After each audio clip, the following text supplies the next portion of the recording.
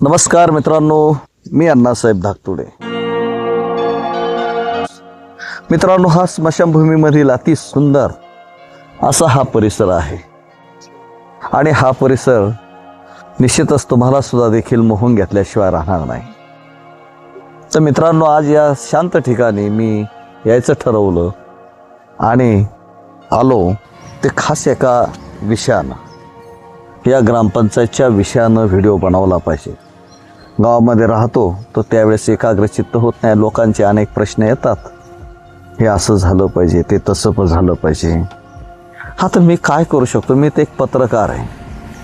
भले मी यापूर्वी राजकारणामध्ये निवडणुका लढवल्या असेल, केलं असेल, लोक माझ्याकडून अपेक्षाही भयंकर करतात, परंतु ज्याप्रमाणे ते अपेक्षा करतात त्याप्रमाणे खरेच ते मला मतदान करतात का, किंवा आमच्या पार्टीला तेवढं मतदान करतात का?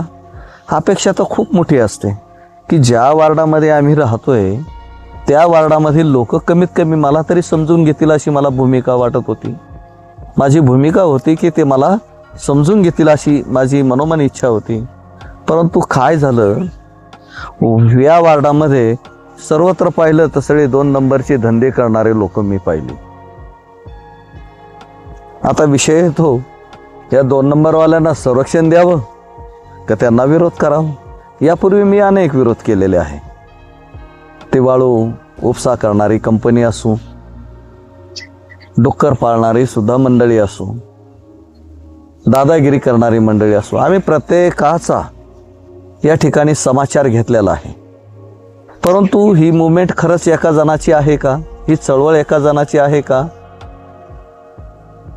मग मलाच का लोक विचारतात की अण्णा हे झालं पाहिजे, ते झालं पाहिजे, दबक्या आवाजात काय होईना ते लपतात, बोलतात.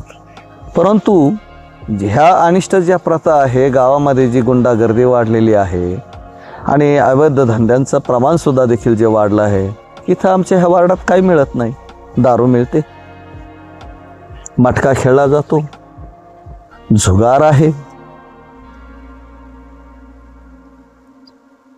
वाळूचे धंदे आहेत, गांजाचा सुद्धा धंदा आहे.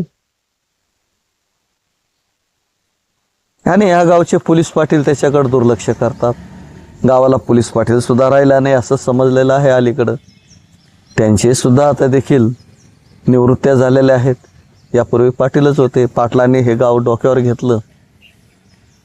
गाव डोक्यावर नाही घेतलं म्हणताय, गावातले काही भ्रष्ट मंडळी डोक्यावर घेतली आणि त्यांना सपोर्ट करून पोलिसांना हाताशी धरून सगळा काही खेळ त्यांनी आलबेल केला. तेव्हा सगळे ह्या गावामध्ये अगदी भेळून काम चालू आहे. हीच मंडळी यांना 2 नंबरचा धंदा करायला दिल्यामुळं ही त्यांना निवडणूक काळामध्ये मदत करतात. माझ्यासारखा व्यक्ती नको, तो आपले धंदे बंद करून टाकील, साहजिक आहे. खरंच माझ्यासारखा व्यक्ती जर निवडून आला तर 2 नंबरचे धंदे बंद तर होणारच आहे. कारण माझ्यासारखा निवडून आलेला व्यक्ती प्रत्येकाला ग्रंथालय, वाचनालयाच्या मध्ये जाऊन बसवायला शिकवेल. माझ्यासारखा व्यक्ती निवडून आला तर निश्चितच या गावामध्ये व्यवसायाची एक मोठी शृंखला तयार होईल. माझ्यासारखा व्यक्ती निवडून आला, झोपडपट्टीमध्ये शॉपिंग सेंटरचं रूपांतर करून जे लोक राहतात त्यांना वरती राहण्याची सोय केली जाईल आणि खाली 100-150 व्यावसायिक गाळे तयार केले जातील. तेव्हा मित्रांनो, मला निवडून देताना खूप विचार करा अशी माझी इच्छा आहे. आणि तीच माझी ग्रामस्थांना सुद्धा देखील इच्छा आहे. बाबांनो, माझ्यासारखा व्यक्ती लागत असेल तर विचारपूर्वक तुम्ही माझ्याबद्दल विचार करू शकता. कारण मी आहे असा, आजकाल मी सध्या विरोध करत नाही, कोणालाच विरोध करत नाही. एक व्यक्ती माझ्या मुलाकडे आला होता की म्हणे तुमच्या वडिलांना तेवढं सांगा, ते आम्हाला वाळू व्हायची आहे आणि काय असेल आठवड्याला तुम्हाला देत जाऊ 1000-2000 रुपये. मी मुलाला सांगितलं, बाबा रे, एकदा जर यांचं काही खालं पिलं तर ही लद लागून जाईल, सवय लागून जाईल आणि आपण त्यांच्यात फरक काय राहणार. माझ्या मुलाने ते म्हणणं मान्य केलं आणि म्हणे, पप्पा माझं सुद्धा तेच मत होतं, परंतु मी तुमच्या कानावर ही गोष्ट मला त्यांनी सांगितली होती घालावी, मी घातली. तर बंधूंनो, सांगायचा मुद्दा हा आहे माणूस माझ्या किती जवळचा असो किंवा दूरचा असो, जो चुकत असेल तर त्याला मी चुकच म्हणणार आहे, जो चांगला आहे त्याला चांगलाच म्हणणार आहे. तेव्हा तुम्ही विचार करायचा आहे, माझ्यासारख्या व्यक्तीला निवडून द्यायचं की आहे ते चाललं ते चालू द्यायचं. माझं काही म्हणणं नाही. तुम्हाला जे हवं आहे ते तुमचं चालू द्या. कारण आता मी उघड विरोध करण्यापेक्षा एक गोष्टीचं सगळ्यात महत्त्व देतोय. मतदानाने जर तुम्ही निवडून दिलं, तुम्ही विरोध दर्शवून जर मला निवडून दिलं, बहुमताने निवडून जर दिलं तर ठीक आहे. तर म्हणता येईल की बाबांनो मला आता ग्रामवासियांचं ऐकावं लागेल. माझ्याकडे काय रुपये नाही, मी कोणाला चहा सुद्धा पाजू शकणार नाही. तेव्हा माझ्याकडून काही अपेक्षा करायची नाही. आणि निवडून आल्यानंतर माझ्याकडून काही घाबाड मिळणार ही अपेक्षा करायची नाही. तर मला निवडून द्या बाबांनो. कारण ग्रामपंचायतमध्ये गेल्यानंतर तुम्हाला माहीत आहे ग्रामपंचायतचा कारभार कसा चालतो. फक्त एवढं आहे की त्याला मी सुरळीत करायचा प्रयत्न करणारच. भले ते सदस्य म्हणून निवडून जाऊ या सरपंच म्हणून निवडून जाऊ, या आमच्या पक्षाचा किंवा पार्टीचा किंवा आमच्या पॅनलचा एखादा उमेदवार जर आम्ही उभा केलेला असेल, आमच्या सुधारक मंडळाच्या वतीनं जर आम्ही एखादा उमेदवार जर उभा केला असेल आणि त्याच्या पाठीमागं जर समजा भली मोठी आमची विचारधारेची आणि जे मला मानतात त्यांनी जर मला खुला सपोर्ट केला, ठीक आहे, खुला नका देऊ, कमी कमी उमेदवार तो उभे करावा लागणार, तेवढे तर द्यावा लागणार आहे, तो तर सपोर्ट केला पाहिजे. आज मी एकटा आहे, वन मॅन शो. तुम्हाला माहिती आहे एक पिक्चर होता पुष्पा, असा झुकेगा नाही साला. आणि खरंच ती परिस्थिती. माझा मुलगा एकदा बोलला होता, पप्पा माझे मित्र म्हणतात झुकेगा नाही साला, असं तुझ्या पप्पाचं वर्तन आहे. म्हणलं का रे बाबा, कसं काय, असं कसं काय म्हणतात मला. नाही ते तुम्हाला पुष्पा म्हणतात. म्हणलं कशामुळं. हे तुम्ही आजपर्यंत जिथं आहात त्या पार्टीमध्ये तुम्ही ती पार्टी सोडून कुठं गेले नाहीत. तुमची निष्ठा भयंकर आहे. म्हणलं आहे, माझी निष्ठा आहे. भले मला माझं मत जरी पडलं एकट्याचं तरी सुद्धा माझी निष्ठा हे कायम ठेवणार आहे. पक्ष पार्टी बदली करायचं हे माझ्या रक्तात नाही. कारण ज्या पक्षाला मी वाढवायचं काम केलं, इथं जिल्ह्यामध्ये रुजवायचं काम केलं, गावात ती चळवळ रुजवायची काम केलं, तर त्याला मी कसं काय संपू देऊ शकतो. मी ज्या दिवशी संपेल आणि माझं एकट्याचं जर मतदान असेल तर त्या दिवशी पक्ष संपला जाईल. परंतु मी पाहिलं मागच्या वेळेस मी माझ्या मुलीला इलेक्शनच्या सरपंच पदाच्या रणांगणामध्ये उतरवलं होतं, तरी सुद्धा जवळजवळ 250-200च्या आसपास मतदान मिळालं. तेव्हा संपलं तर म्हणता येत नाही. गावात येईन मी एकटा फक्त धाकतोडे आहे, धाकतोडेचं मत. आणि दुसरे जे धाकतोडे आहे ते मला मतदान करतात की माहीत नाही, कारण कोणाच्या कपाळावर लिहिलेलं नसतं बाबा तुम्ही मतदान मला केलं की नाही. आणि मी कोणाला विचारित सुद्धा देखील नाही. का, मी फक्त एकच आहे, माझं कॅरेक्टर जपायचं शिकलेलं आहे. माझं कॅरेक्टर म्हणजेच माझी सर्व काही संपत्ती आहे. आणि ही संपत्ती माझ्याकडे एवढी भयंकर आहे की या संपत्तीचा उपयोग मी या गाव कल्याणासाठी बाकी निश्चित करीन, एवढी मी तुम्हाला ग्वाही देतो. आणि मी ज्यांच्या सोबत राहील किंवा जे माझ्या सोबत येईल त्यांना सुद्धा माझ्याप्रमाणे क्लीन चिट राहावं लागेल, साफसुथरं राहावं लागेल. तर त्यांनी माझ्यासोबत यावं. ज्यांना आता घाण खायची सवय लागलेली आहे त्यांच्याबद्दल मी काय बोलणार.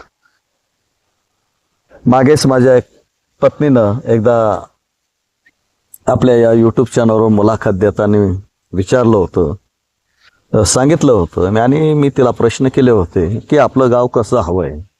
तर तिनं एका शब्दात सांगितलं, भास्करराव पेरे यांच्यासारखं आपलं गाव सुजलाम सुफलाम झालं पाहिजे. तुम्हाला माहीतच आहे मागील व्हिडिओमध्ये मी माझ्या पत्नीला मुलाखतीसाठी वेळ मागितला. तिची पहिलीच मुलाखत होती. ती बोलण्यामध्ये एवढी ट्रेन नाही जेवढी ती खाजगीरित्या बोलू शकते. पण कॅमेरा पुढे तर भले भले घाबरतात. तर माझी पत्नी त्यातून कशी सुटू शकते. तरी सुद्धा माझ्या पत्नीनं धिटाईपणे उत्तरं दिले. मला सुद्धा आश्चर्य बसलं की माझी बायको एवढं काही बोलते. तिचं म्हणणं होतं जसं हे गाव असं सुधारलं पाहिजे जसं भास्करराव पेरेच्या गावासारखं असलं पाहिजे. म्हणजे गरम पाणी मिळतं, आरोचं पाणी मिळतं, कपडे धुण्याचं पाणी मिळतं, टॉयलेट बाथरूमसाठी पाणी मिळतं. 4 प्रकारचं पाणी त्या गावामध्ये प्रत्येक कुटुंबाच्या घरामध्ये आहे. असं जर प्रत्येक घराच्या कुटुंबामध्ये असं जर पाणी मिळत असेल आणि तिथल्या या बहिणींनी ज्या कुटुंबामध्ये आहेत, सकाळी उठल्यानंतर ज्यावेळेस त्या आंघोळीला आपल्या कुटुंबातील सदस्य जातात तर त्यावेळेस त्यांची किती हाल होते माहिती. कधी काहींच्या घरी चूल असते तर चूल पेटवायला होते, काही गॅसवर पाणी तापवतात तर काही लाईटीवर पाणी तापवतात. म्हणजे सगळ्याच बाजूला तो धोका असतो. परंतु ग्रामपंचायतचं डायरेक्ट आंघोळीसाठी गरम पाणी मिळतं म्हटल्यानंतर कोणाला नको असेल होती, महिला किती आनंदी असेल. दुसरं, टॉयलेटसाठी सेपरेट पाणी पाहिजे तेवढं वापरा. ते सेपरेट तुम्हाला मोटार लावायची नाही, ओढायचं नाही, ते एकदम ओके. त्याचप्रमाणे कपडे धुण्याचं पाणी ते सुद्धा डायरेक्ट आहे, ते तुम्हाला मोटार लावून ओढायचं नाही किंवा टाक्यामध्ये जास्त करून भरायचं नाही. आरोचं पाणी तुम्हाला दिवसाला 20 लिटर पाणी एका कुटुंबाला मिळतं. म्हणजे त्या ठिकाणी सुद्धा देखील तुम्हाला अडचण नाही. मग अडचण कोणती आहे? आपल्या गावाला कोणती अडचण आहे? आपल्या गावाला ह्या सुविधा व्हाव्यात असं जर माझ्या पत्नीला जर वाटतंय, त्या गावातल्या प्रत्येक महिलेला वाटतं असं मला वाटतं. तुम्हाला हा व्हिडिओ कसा आवडता कसा नाही मला नाही माहिती, परंतु हे गाव चांगलं असलं पाहिजे, सुजलाम सुफलाम असलं पाहिजे अशी तिची जर इच्छा आहे तर तुम्हाला सुद्धा ती इच्छा साहजिक असेल. आता मी हा व्हिडिओ बनवण्यासाठी खास करून या ग्रामपंचायतच्या स्मशानभूमी आहे, या स्मशानभूमीमध्ये आलो. इथला परिसर पाहिला तर एकदम किती छान वाटतो. असाच परिसर जर संपूर्ण गावामध्ये असला, झाडे असले, मैदान असलं, शाळा सुंदर असली पाहिजे, सगळं काही एकदम सुंदर सुंदर. आता गावामध्ये 1ली ते 4थीपर्यंतची प्राथमिक शाळा आहे, सरकारी आहे, जिल्हा परिषद चालवते. त्याचप्रमाणे गावामध्ये दुसरी प्रवरीची एक खाजगी शाळा आहे, एक संस्थेची शाळा आहे, ती 5वी ते 10वी पर्यंत आहे. अहो, ह्या पाटील लोकांचं त्या प्राथमिक शाळेकडं तर दुर्लक्ष आहेच, परंतु जी प्रायव्हेट शाळा, जी खाजगी शाळा जी आहे आणि तिचे आका त्यांचेवाले नेते जर आहेत, त्या शाळेकडं सुद्धा त्यांचं दुर्लक्ष आहे. यांचं एक मूल सुद्धा ह्या नेत्यांचं ह्या शाळेमध्ये नाही. की जे स्वतःला ह्या गावचे करता धरविता म्हणतात, यांचं मुलं सुद्धा त्या शाळेमध्ये नाही. ह्या गोष्टीचं वाईट वाटतं. मग सांगा तुम्ही, ह्या गावामध्ये विद्येची देवता जर समजा तिची हाल एवढी असेल तर कसं व्हायचं हो? मागे आम्ही एक ठराव घेतला होता, त्या प्रवरेला क्रांतिज्योती सावित्रीबाई फुले नाव द्यावं. नाही, गावाने वर हात केले, ठराव घेतला, मंजूर झाला, सगळं काही मान्य, परंतु कचऱ्याच्या डब्यात ठराव जाऊन पडला. तसाच एक ठराव घेतला होता पाठीमागे, गावामध्ये ग्रंथालय असलं पाहिजे, तो सुद्धा कचऱ्याच्या डब्यात तो ठराव गेलेला आहे, तो सुद्धा ठराव मंजूर आहे. तंटामुक्तीच्या माध्यमातून आम्ही बक्षिसं मिळवून दिली या गावाला. बक्षिसाच्या रकमा यांनी खाल्या, कुठं कुठं पसार झाल्या त्याचा काय लेखाजोखा नाही. तर काही नतभ्रष्ट लोकांनी जे मी ग्रंथालयाला काही जागा मागितली होती, सभागृह, ती एक संस्था वापरते, संस्थेला वापरायला बाकी सभागृह मिळतं, परंतु ग्रंथालय चालवायला ते सभागृह जनतेसाठी जे आहे ते मिळत नाही. याला काय म्हणावं? एवढी लाचारी ह्या पुढाऱ्यांनी ह्या गावामध्ये केली आहे. आणि विरोधी पक्षाचे नेते तर त्याहूनही मूर्ख आहे. आट्यापाट्या खेळतात, कधी ते त्याच्यात तिकडं जातात, तर कधी तिकडचे इकडे येतात, इकडचे तिकडे जातात, तिकडचे. म्हणजे यांनी सगळं राजकारणाचं गजकरण करून टाकलं, सगळी खुजली करून टाकलेली आहे. आता साफसुथरे लोक तर माझ्या नजरेमध्ये तर कधी मला दिसाना, आणि मी तर एकटा राहिलो. इलेक्शन जर लढवायचं ठरलं आणि पॅनल तयार करायचं ठरलं, कारण सत्तेमध्ये जायचं असेल, सरपंच पदाला जर उमेदवार उभा करायचा असेल, तर बाबा कमीत कमी आपले सवंगडी तर पाहिजे सदस्य पदासाठी. थोडके या गावाची लोकसंख्या जवळजवळ 10,000च्या आसपास असल्यामुळं कशा प्रकारे त्या सवंगड्यांना उभं करायचं हा मोठा प्रश्न आहे.